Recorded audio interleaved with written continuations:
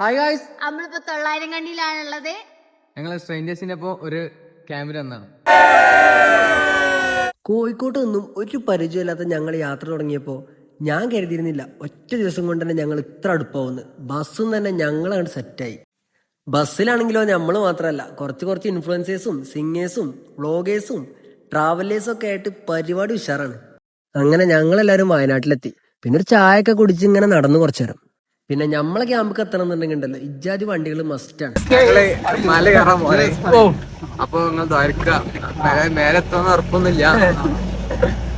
ഡ്രൈവറെ കാണിച്ചു കൊടുക്കും. ഡ്രൈവറെ നമ്മളെത്തിച്ചു വരാം. ഡ്രൈവർ ഒരേ നോക്ക്. അങ്ങനെ ഞങ്ങൾ ക്യാമ്പിലെത്തി. കാടിനുള്ളിലൊരു കിടിലൻ സ്പോട്ട്.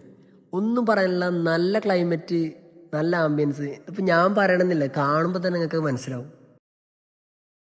ആദ്യം തന്നെ ഞങ്ങളെല്ലാവരും ടെൻറ്റിൽ കൊണ്ടുപോയി ബാഗൊക്കെ വെച്ച് കുറച്ച് നേരം ക്യാരംസൊക്കെ കളിച്ച് പിന്നെ ഞങ്ങളിങ്ങനെ പുറത്തോട്ട് നടക്കാറിങ്ങി.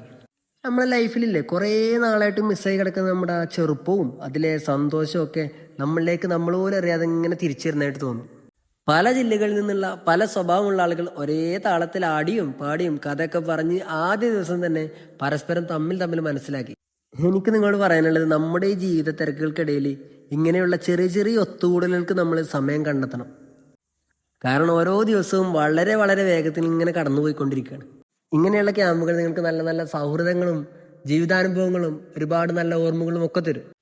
ഇങ്ങനൊരു അവസരം എനിക്ക് ഉണ്ടാക്കി തന്നത് നമ്മുടെ സ്വന്തം 5V ആണ്.